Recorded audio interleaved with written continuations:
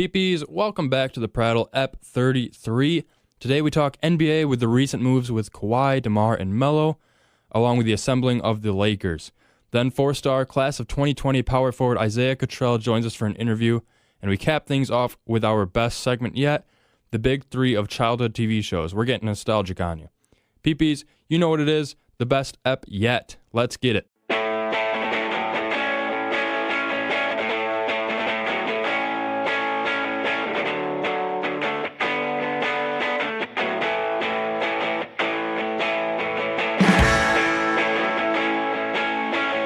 PPs, welcome back. Ep 33. Guys, we are cranking through these eps, and man, we're having a fun time doing it. And guys, there was some crazy NBA news that happened since we've last recorded. And me personally, I thought that Kawhi Leonard was going to be a San Antonio Spur next year. However, I was very wrong. Kawhi Leonard going to the Toronto Raptors.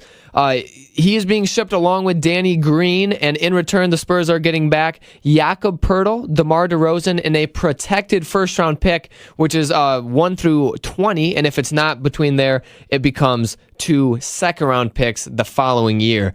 Guys, what do you think about this trade? It was crazy. I couldn't believe it when I heard about it. I was not surprised that he was traded, but I was surprised that it was to Toronto for two reasons. I don't think San Antonio really had a lot of trade leverage with any team other than LA, and so that's why I thought Kawhi would end up in LA, and that was what I was hoping for. But the fact that Toronto traded their most loyal player in franchise history for Kawhi Leonard on possibly a one-year rental, I was very surprised. Yeah, I was really surprised too, and the first thing that kind of stuck out to me is I'm like, oh my goodness, DeMar DeRozan is going to be a dog in San Antonio. To me, he fits the bill of a San Antonio Spur like no other. He's a quiet superstar. He's going to go about his business, and he's going to be able to fit perfectly into Greg Popovich's system. You think DeMar DeRozan is going to be solid in San Antonio? I do. I definitely think DeMar DeRozan is as good as Kawhi offensively. I do think he lacks defensively, right. But I think in Pop's system, like you said, he'll be very successful. And there is a lot of talent on that team. People forget that LaMarcus Aldridge had one of the best seasons of his career last year. All-Star. And he was an All-Star and NBA All-Second team, I believe. And I think Pop's going to do a good job of playing to DeMar's style of offense, implementing him in the ways where he'll be the most effective. And as you said, obviously you can't make up for Kawhi's defensive expertise, but you've got a couple other guys who aren't going to put their pride in front of defense. And so I think as long as you're capable at the defensive position like DeMar is, you'll be fine.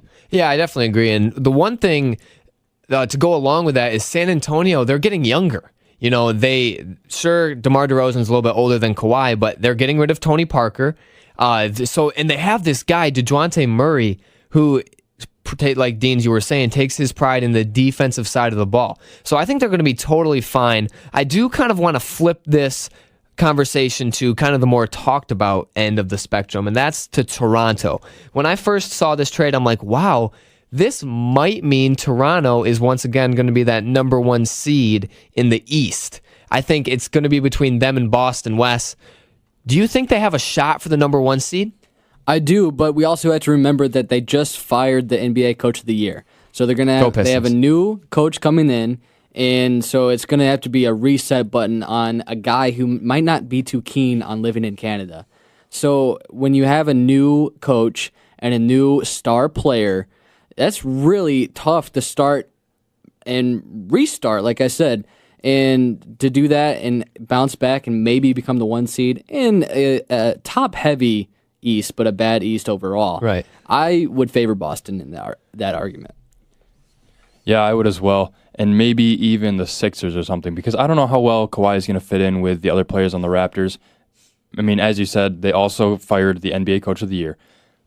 And you also have to remember that Kyle Lowry and DeMar DeRozan, you can say it was just for the camera, but they seem to be best buddies. I mean, maybe that happens with Kawhi, but I don't see that happening. I would have to imagine that played a part in Lowry's and DeRozan's offensive abilities on the court as well. I mean, I don't think you can just throw Kawhi in there and have him have the same chemistry as DeRozan did. I don't think they'll be top seed. I don't think they'll be second seed. I could see him being third seed or something. Right, and that's kind of the luxury that you have. When you look in the West, you're like, man, where's LeBron going to fall? And because they've got Golden State and Houston up there, there's no Golden States and no Houstons in the East. But like you said, the Boston is going to be super, super good this year. We expect to see Gordon Hayward obviously back at full strength, and Kyrie as well. Yes. And Kyrie as well. You're right, exactly. Which will definitely be big.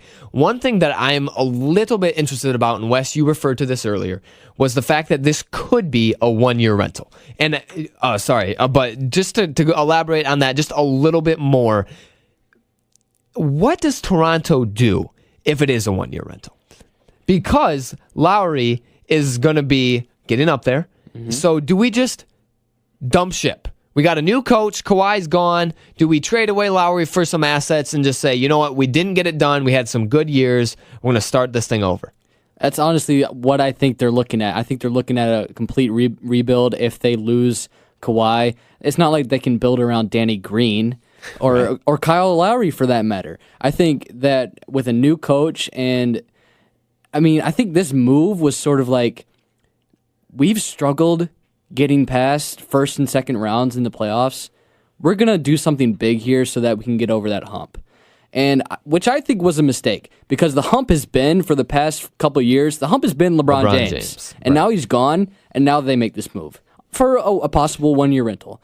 I think all of the talk that just seems ridiculous around Kawhi with his camp and all that, it does. I do really think that he wants to be in LA, and I think that's what's going to happen next year. Right, and I think the one thing that you have to look at in Toronto is I think they'd be in a lot better shape with Dwayne Casey.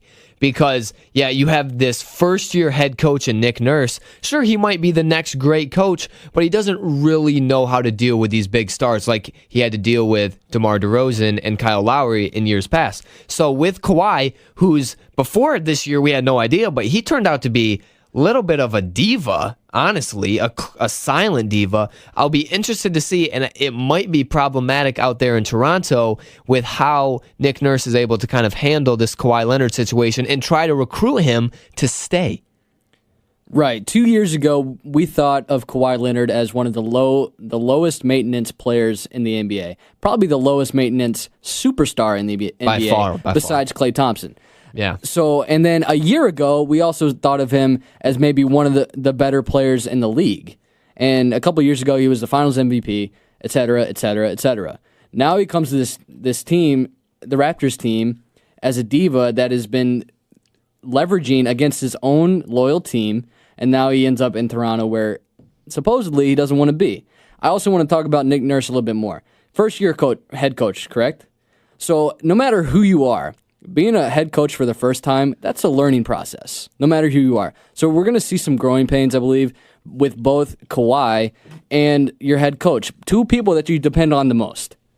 Right. And the one place that I would look at would be Billy Donovan in OKC. Yeah, he was a great college coach, but when he made that jump to NBA head coach, some people just aren't cut out for it. And especially surrounded by superstars like Billy Donovan is in OKC, and like now Nick Nurse is going to be in Toronto. It might just be, like you said, a transition period. The thing that scares me about Nick Nurse is that he's kind of getting thrown to the wolves here. He's getting a brand new superstar that might not even want to be on his team, and he's still going to have to coach the other 11 guys on his team. And they're going to have to try to mesh that all together, get a good offense going, because they have the talent, and they have proven that they're one of the best teams in the East. Yeah, most definitely. And it will be very interesting to see out East where Kawhi and the Toronto Raptors land this coming season and if Kawhi decides to stay in Toronto for years in the future. However, there was another big news happening in the NBA. The big sweepstakes that we talked about. The big sweepstakes. Wes, as you had said, Wes, give us a rundown. You were saying this is bigger than the LeBron sweepstakes. Yeah, I was obviously kidding because the person we're talking about here is Carmelo Anthony, the washed-up Carmelo Anthony that is likely to get $2.4 million with the Houston Rockets after he was traded to the Atlanta Hawks. He is in the process of being waived. He was traded to Atlanta for... Dennis Schroeder and Mike Muscala went in a 3-team trade. Correct. And so Atlanta was desperate to get rid of Schroeder in that big, hefty contract. I think it's $18 million a year, just about.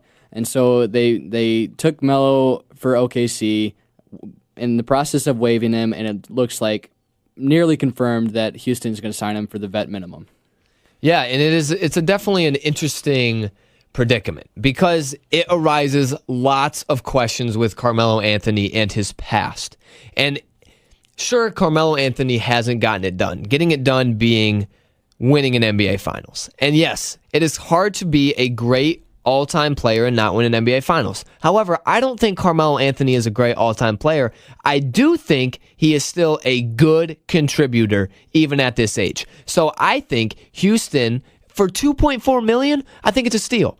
Okay, I think they definitely should do it. Will it cover up the losses of Trevor Ariza and Luka Mbamute? I don't necessarily agree with that necessarily, especially on the defensive side of the ball, but I say what the heck. And then he gets to team up with his best friend in Chris Paul. I think it's a great move by Houston. First of all, about Melo, pinch me. Am I dreaming? Melo's actually gone from the Thunder. Hallelujah.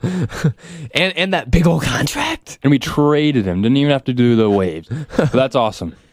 But I'm very interested to see how he meshes and if this best buddies thing with CP3 is real and if that it can actually work out. Because if he's not going to take a smaller role, if he's not going to demand the ball as much, if he's going to let Harden and CP3 have the ball, and even Capella, like if he gives the Rockets, if he lets the Rockets continue to be the Rockets, right, it'll work out just fine. But if Melo needs to put his pride in front of the team, as you could say we have seen, you could ruin one of the best teams in the West.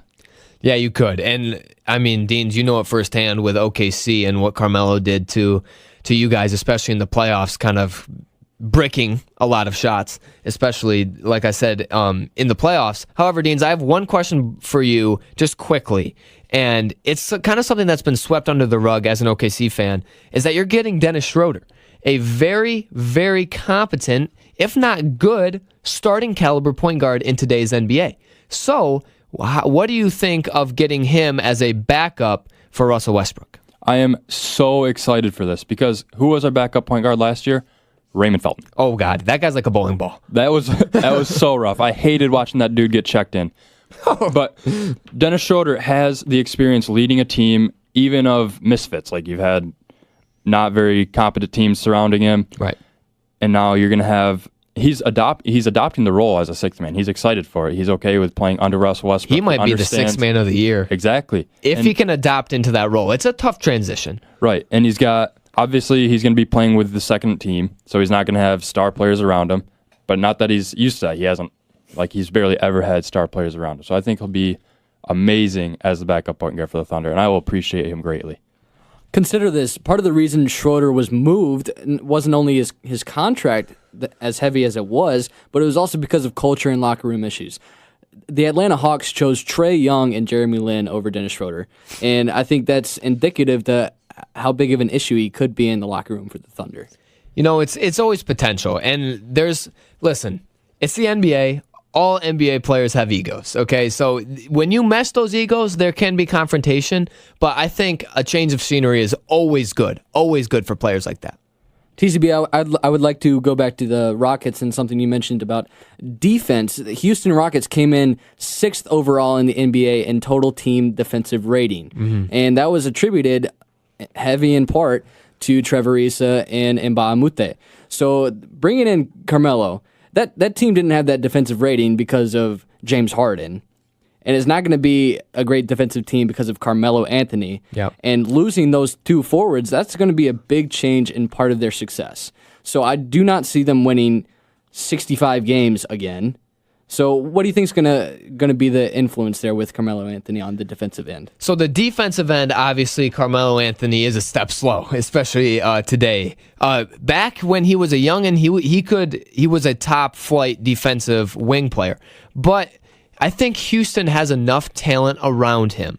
First of all, if he's able to accept coming off the bench, then I think he is going to be just a perfect player for them. But if he demands a starting spot, which I don't envision happening, especially with Paul and Harden, then I think his defensive impact or lack of defensive impact is going to be minimal.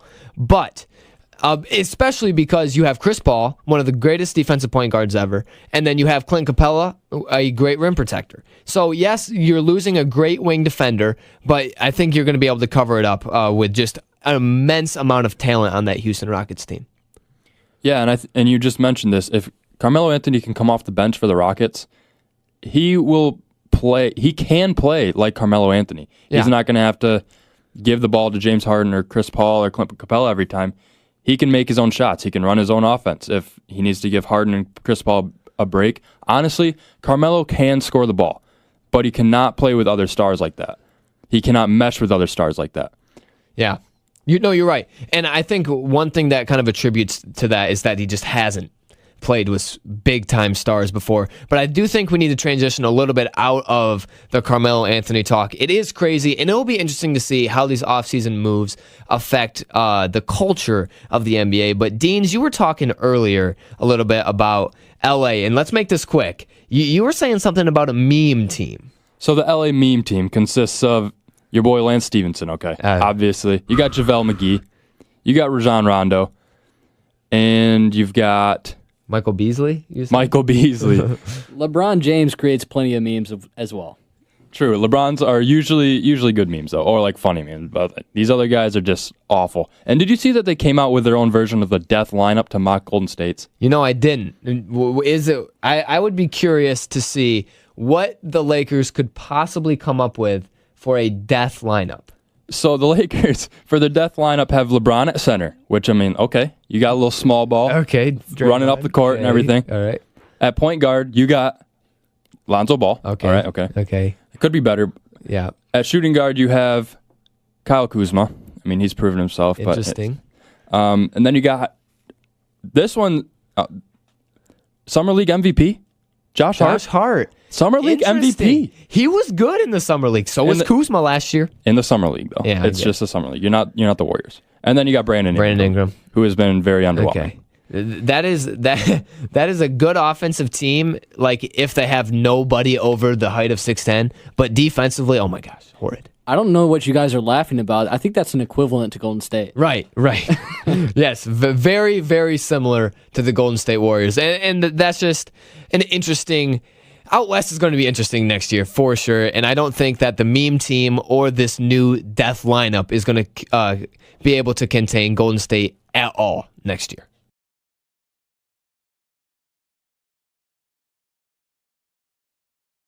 PPs, we are blessed tonight to be joined by 4-star power forward out of 2020, Isaiah Cottrell. Isaiah, thank you so much for joining us today.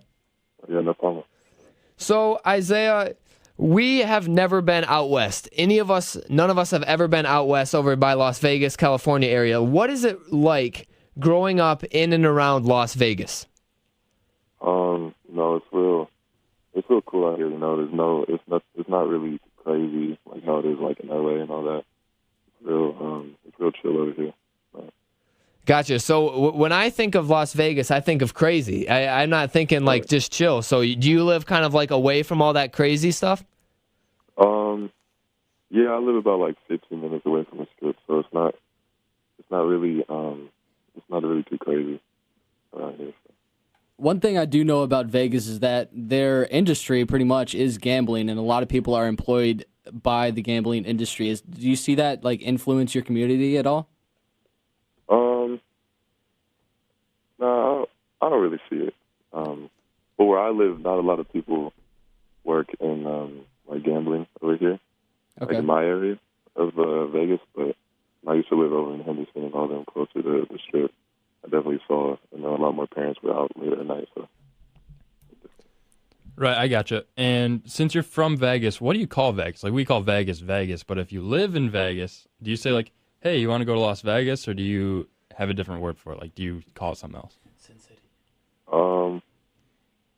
Like you mean like if I'm like out of town, or like if you want to go downtown, like what do you call it? Do you call it downtown?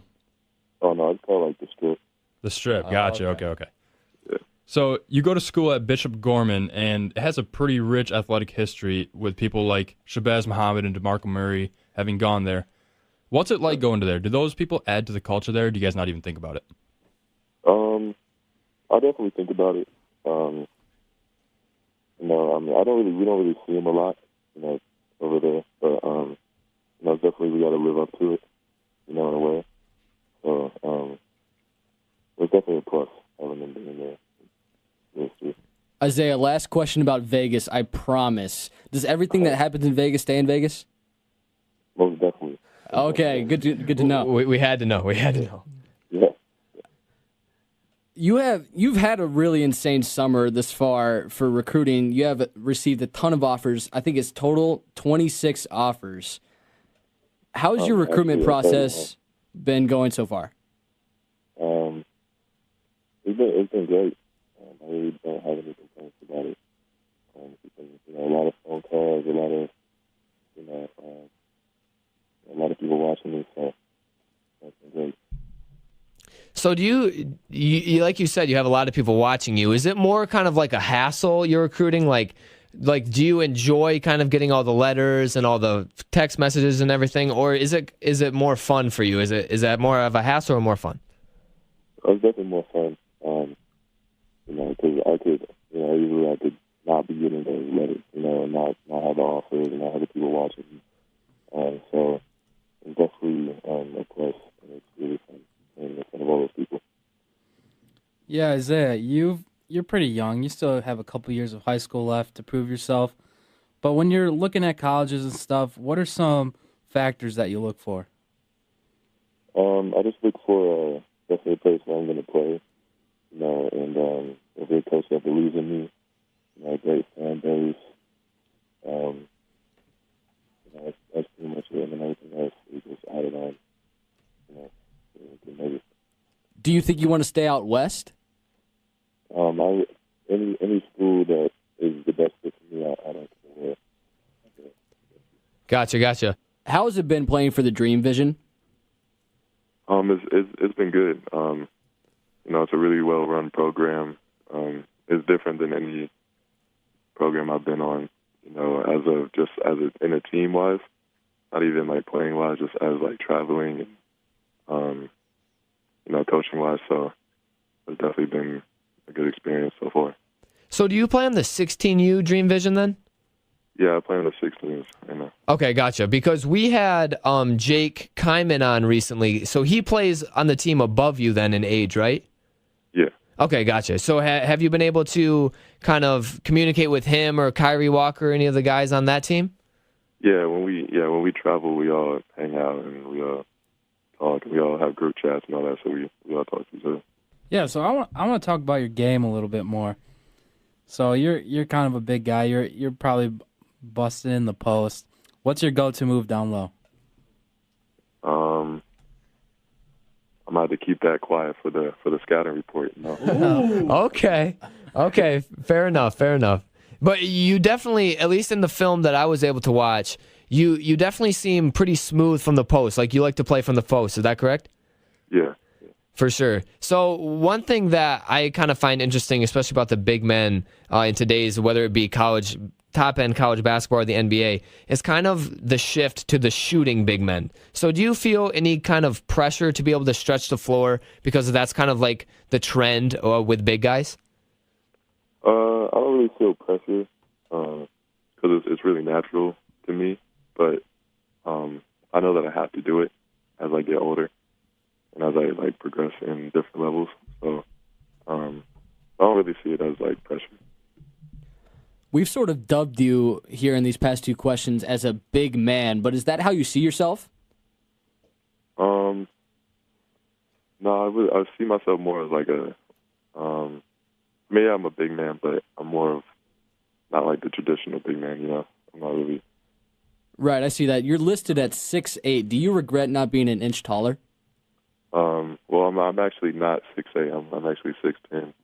Oh, but, wow. Okay. Do you regret not being an inch shorter? Yeah, no. Yeah, they don't ever update my height or my weight. I don't know why. Could you just tell them, can I be listed as 6'9"? Yeah.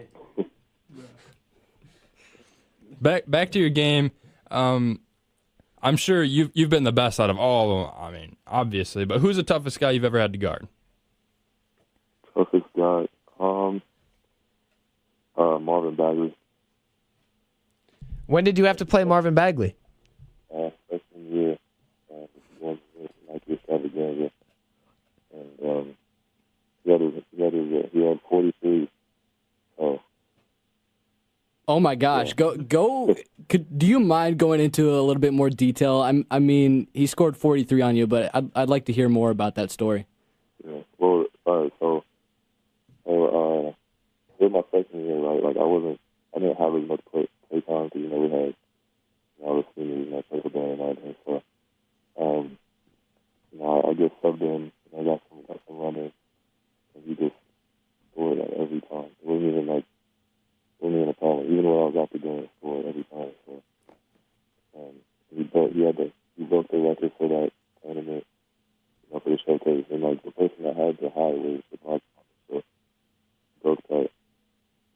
So it was ridiculous.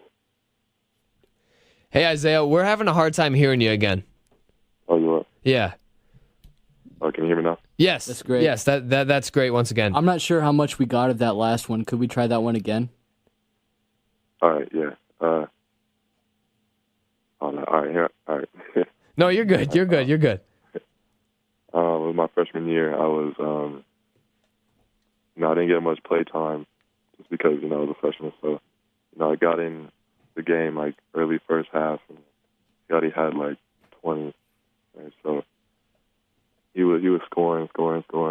Just subbed out, he was scoring, dunking, everything. And then, the last play for him, a hook shot, at his 43rd point, and he got subbed out right after he broke the record. I'm sure that's probably not your favorite memory. It's probably more of a negative one. But what is your favorite basketball memory?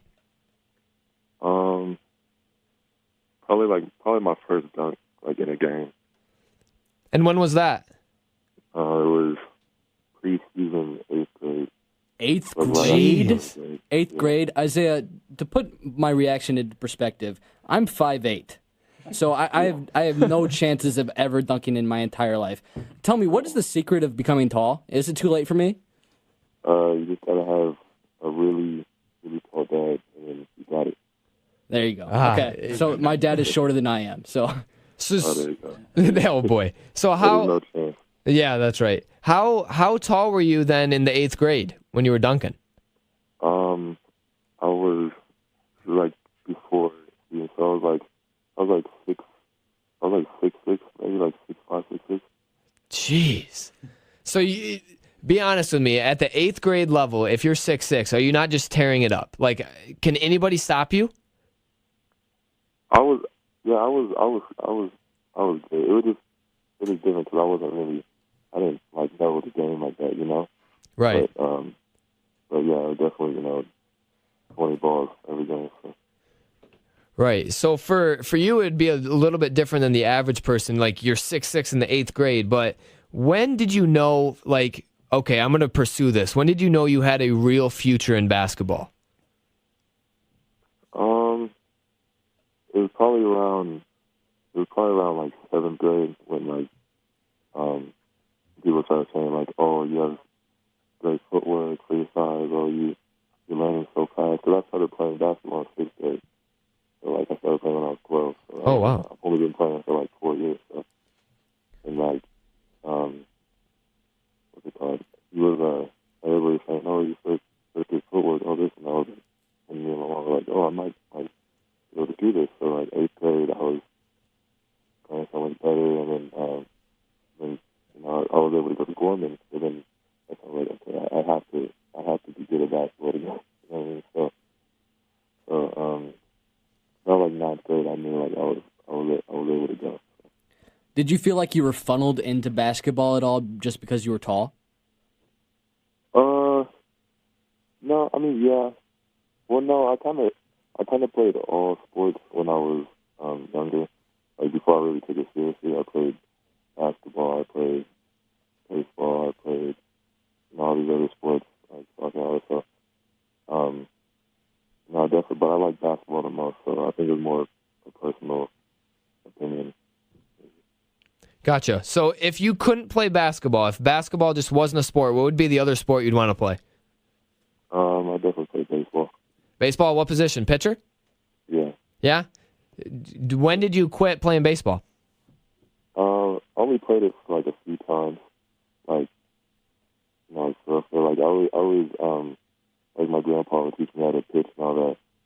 And, then I started overpowering him with my pitches, so then he wouldn't work out no more.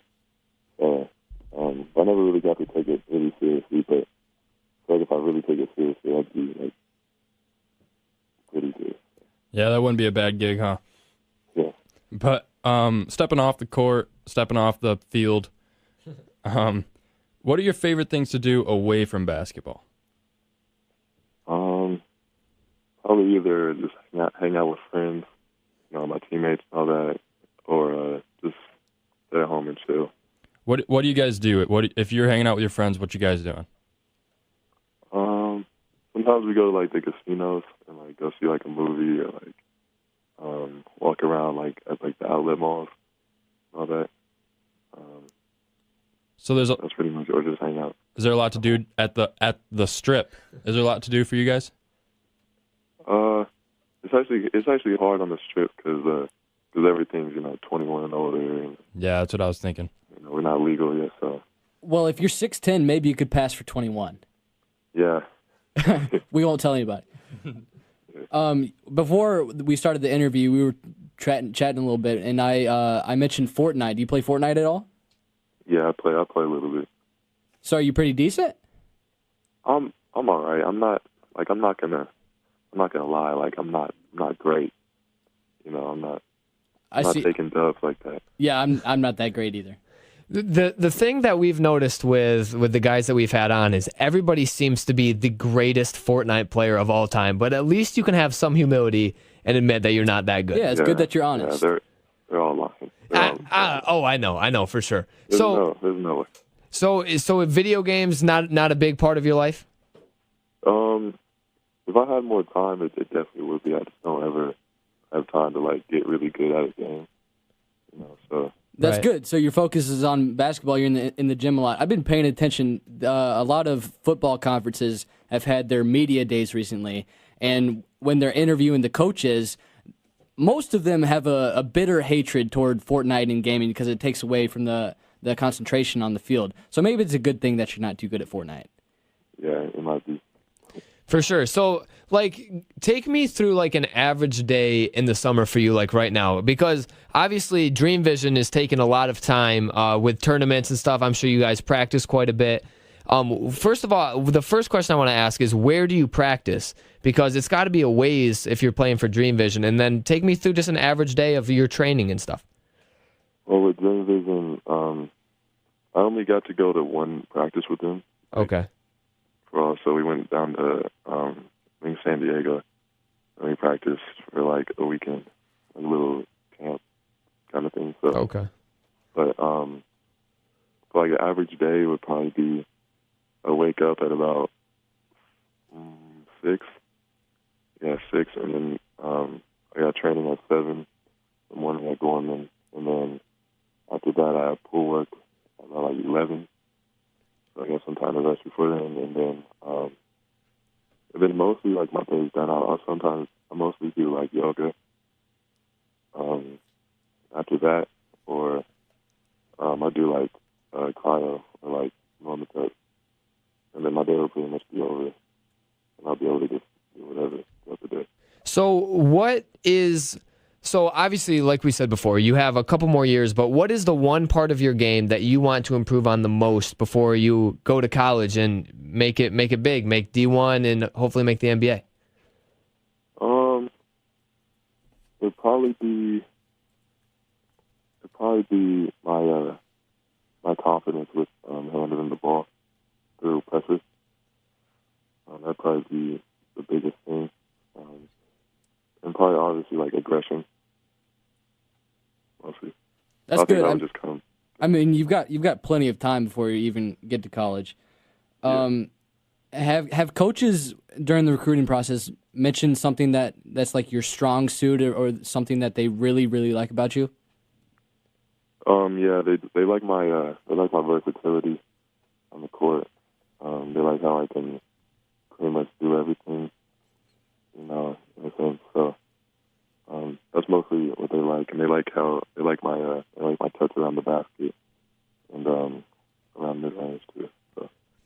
You mentioned versatility there, and versatility in the NBA especially has been the trend for sure. So is there a player in the NBA that you believe you play the most like? Definitely Anthony Davis. Okay. So do you have that mid-range game? You said you're going to improve that a little bit, and you can shoot it a little bit like Anthony Davis? Yeah, I do. Good shot blocking ability? Yeah. Okay, we see you. So I don't know how much you've paid attention to the NBA in years past and today. If you could play a game of one-on-one against any player in their prime ever or currently, who would it be?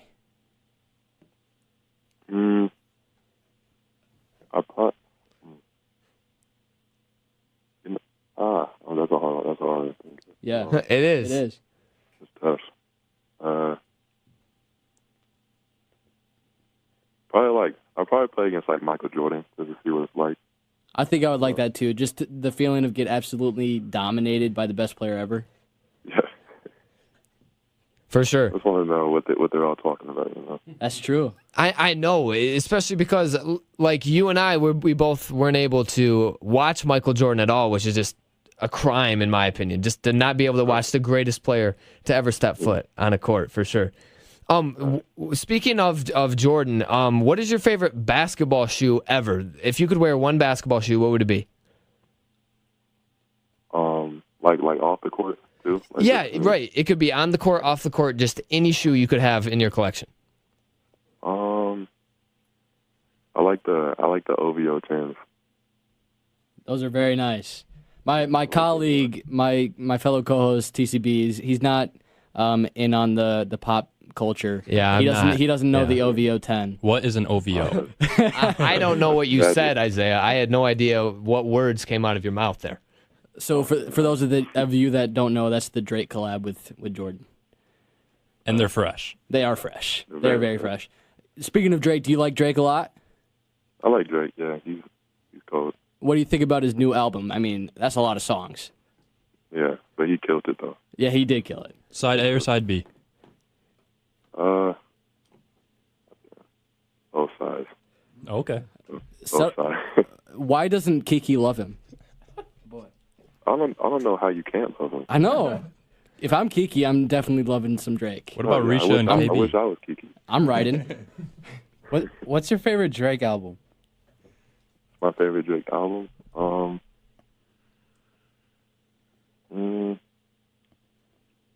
don't really know. Mine's got to be If You're Reading This, It's Too Late. Too many bangers on that. Oh, yeah, that has a lot of bangers. Marvin's Room, if you want to get in the feels. Yeah, Marvin's Room was nice. Were you a fan of More Life, though? More Life is nice. Life is nice. So they're all nice. I can't really, yeah. I can't. I'm getting that vibe from you. You are not going to disrespect Drake at all, are you? Yeah, no, Drake's on another level. So before the games, if you're listening to music, you're listening to Drake? Yeah, I listen to Drake. I listen to Future, Lil Baby, all that. Got to get yourself pumped up, huh? Yeah. Those are your main three? Yeah. How about this, Isaiah? A lot of basketball players, especially the pros, have gotten into the rap game themselves, like Lonzo and like Dame and like a bunch of others. So you think you'd ever try that out? No, I might, but I might be anonymous. You know, I might. There you go. Just see how they react and maybe run with it. Yeah. Yeah, I would never be able to do that. Like a face reveal. Yeah, right. Like you're running a YouTube channel and all of a sudden, oh look, it's Isaiah and he's like the next great SoundCloud rapper. Right. For sure. Well, face tattoos on. Oh gosh, yeah, for sure. Well, Isaiah, thanks a lot for coming on tonight. We had a lot of fun and we really appreciate you coming on. And yeah, just have a great night and good luck with Dream Vision and good luck at Gorman this coming year, all right? Yeah, I appreciate it. Isaiah, thank you so much for coming on the Prattle. It was a lot of fun having you on. And Wes? Yeah, that's going to be an exclusive interview for you peepees. Only our Las Vegas listeners will be able to listen to that because Isaiah confirmed for us he was calling from Vegas.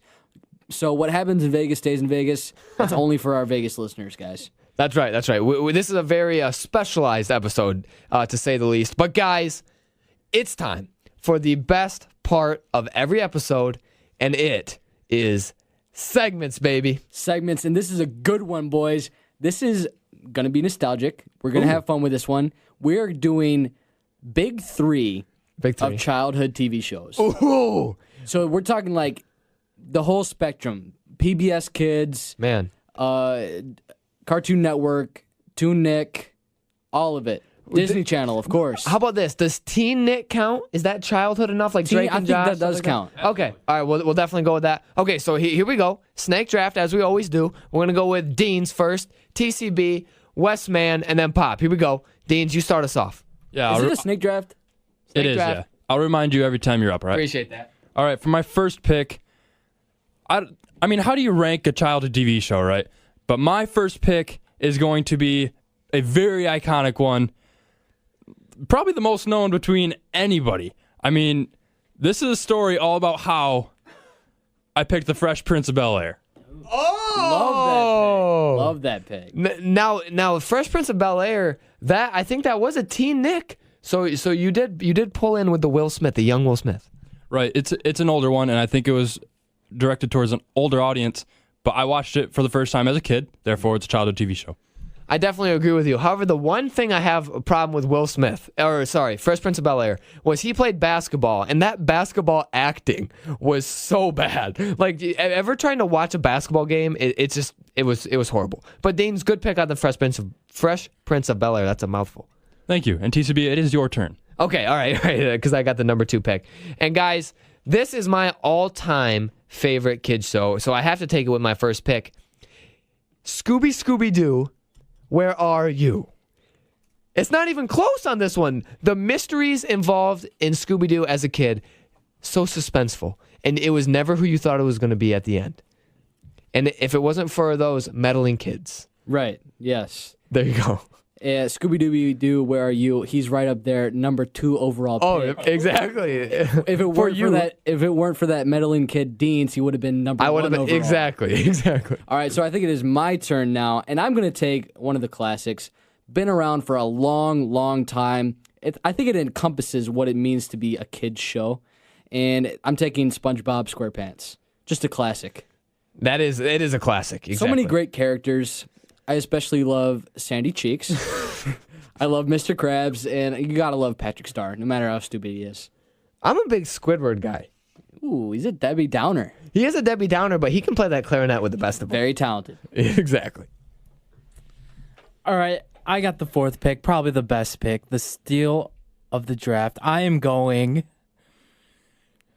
Hug Me, Brother, Drake and Josh, baby. Don't get me wrong, there are other good shows, but this tops them all. If you ask anyone what's their top 5 favorite TV shows of all time, Drake and Josh has got to be on that list, and he is on mine. Number 1 favorite, Josh Peck, phenomenal. I love him. I love chubby Josh Peck. And what episode do you like better? The one where Josh does the weather, or the one where he runs over Oprah? The twitching gets me, dude. Oh yeah, the weather, but the sweating. No. But I hate Oprah. I hate Oprah. Yeah, best TV show of all time. Okay, I since it's snake draft, that's how it works. I get the next pick. I'm torn, but I think I'm staying with the duo, the brother duo. Sweet Life of Zach and Cody, baby. Oh, okay. Just instant classic. Just Mosby, not Ted Mosby, Mr. Mosby. Marion Mosby. Mosby. And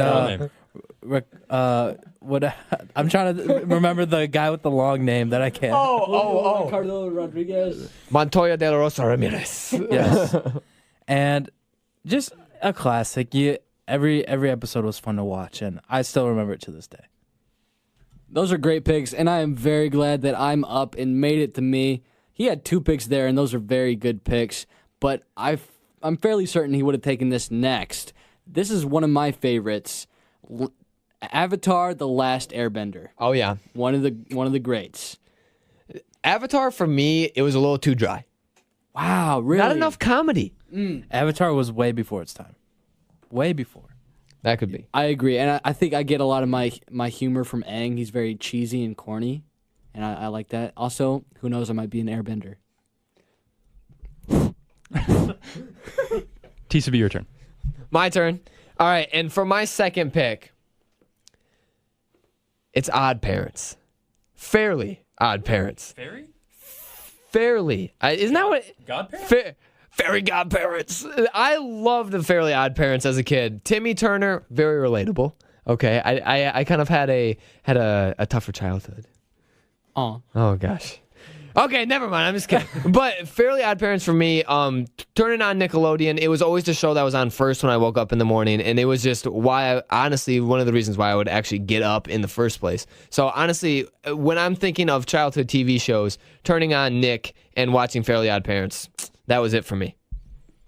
Cosmo and Wanda, big three of digital duos. I mean, it has to be. But it's my turn. I got two, and for my first one, I think we are on the 85th day of summer vacation. Don't fact check me. Hey. So we have, let's see. 19. 19. Thank you, Westman. Gotcha. 19 days left of summer vacation. That adds up to 104. Credit that math to the only Phineas and Ferb. That show was unbelievable. I watched that. I was pretty old for that show, but it was still a classic. I mean, building everything. I mean, you got Perry the Platypus, who was iconic in himself. Where's Perry? Messing around with Dr. Doofenshmirtz. Saving the world. Shout out Dr. Doofenshmirtz's daughter. Vanessa. Whoa. Dr. Doofenshmirtz's daughter or Candace? Which one you taking? That's not even close. Squirrels in my pants. MP squirrels in my pants. They had some great songs. The Backyard Beach. Do you remember that one? Oh my. You might not remember that. Swinter? No,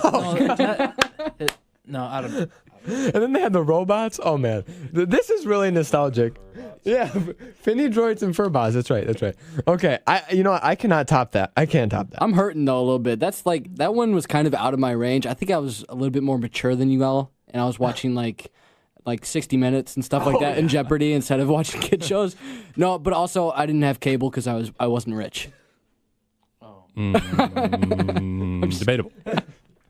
My next one, though, since this is a snake draft, I think TCB was about to take my pick. Your last one. My last one, my third one, I'm going with That's So Raven. It's the future that I can see that I had the best big three out of this. Wow. That's So Raven was legendary. Still some good memes and stuff to today, too. Yeah. I gotta be honest with you. I've never seen That's So Raven ever. Wow. All right, TCB, we're skipping you. Westman, your turn. No way. But I'm gonna take a controversial pick. Okay, listen, we're all guys. Okay, so there's no laughing in there. Best of Both Worlds. Wow, Hannah Montana is a phenomenal childhood TV show. It encompasses everything about the kind of teen years right when we were going through it. It hit home, and I loved Hannah Montana. When you were a kid, right? Did you favor Hannah, Miley, or her best friend? Lily. Lily was more relatable. Sleep on Lily. Right. I'm not talking about relatability.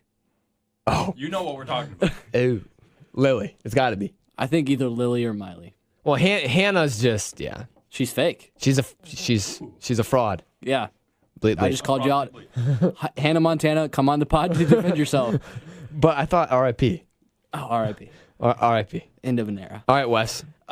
My third and final pick to round out my big three. I'm going to what a real kid show is, and I'm going all the way to PBS, I think, and I'm going to take Blue's Clues. That's just a kid show, right? And one of the best. I learned so much, like drawing on that little sketchboard with the chalk. He was very talented. I love the mailbox. Mailbox was good. You've got mail. Blue, even though he couldn't talk, taught me a lot. Right. Okay. I don't like that pick at all. Wow. But okay, you made it. Pop, you got the last one. This one's tough for me because there are so many good shows left on the board. But first, Deans, I want to give you a shout out. AGLET. Aglet, don't forget it. Shout out Finishing Verb again. Great show. Great pick. I'm so proud of you. AGLET. More important than you realize. But I am going to go down the Nickelodeon route. And wow, I just kind of forgot it. No, I didn't. I'm taking iCarly. Yeah. Yeah. Okay. iCarly. Okay. I'm a big fan of Gibby. How about you? Gibby. He's a fantastic character. I'm a big fan of Spencer myself, but screw you. Gibby was great, yeah. Gibby was great.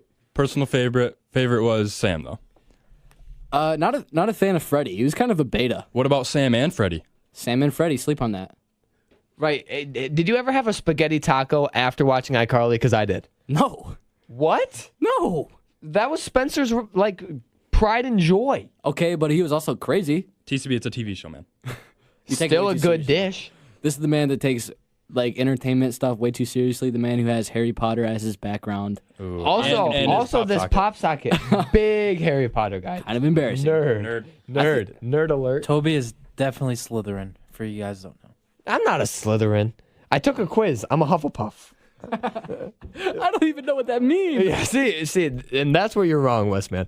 But one thing that I do want to mention to kind of take it off of my nerd outlets here is some snubs. We got to get into the snubs. There's so many. There definitely and also tweet at us, do our Instagram comments, DM us. Let us know what we missed because I'm sure we missed a lot. Most definitely. And we'll definitely throw this up on our Instagram page, showing who we picked.